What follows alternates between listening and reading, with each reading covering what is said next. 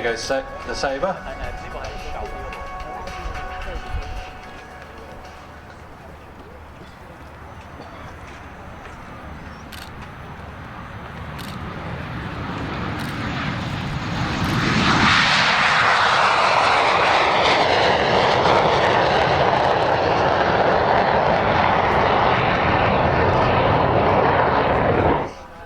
This particular aircraft is an Australian-built aircraft built by the Commonwealth Aircraft Corporation.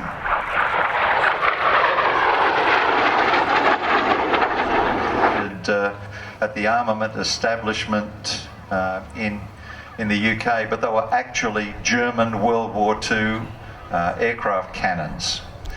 The changes in the aircraft, the Avon was about 400 pounds lighter than the American engine, so they had to change the fuselage. When they did that, the engine also took up 25% more air than the American one, so they had to enlarge the nose intake. And he came up with a very simple solution to that.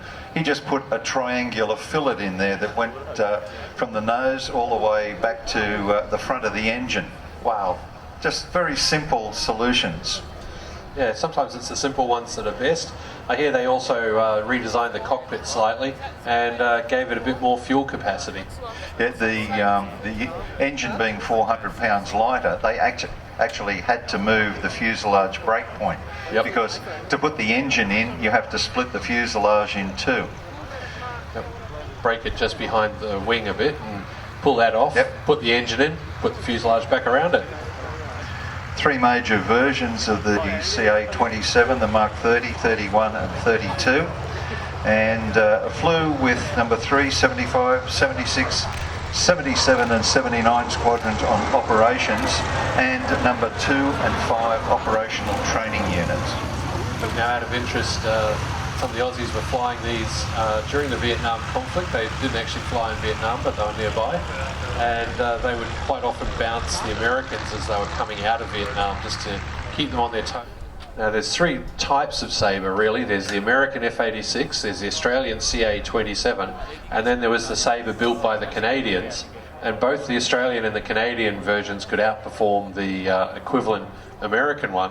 But it takes a little bit of arm twisting, but apparently you can get the Canadians to admit that yes, the Australian Sabre was fractionally better than theirs. Yeah, we've got a Canadian pilot who also flies the Sabre based down at Temora, and he has admitted that. Darren Crabb used to fly FA-18s, the Royal Canadian Air Force, and then came out here and flew them with the RAAF.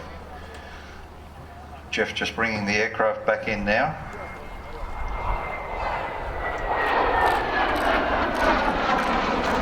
Really having some fun. This is every kid's jet. Yep. If you asked a kid when I was young what a jet looked like, Trapper's just bringing the Sabre in now. Very lucky to have that aircraft here. Yep.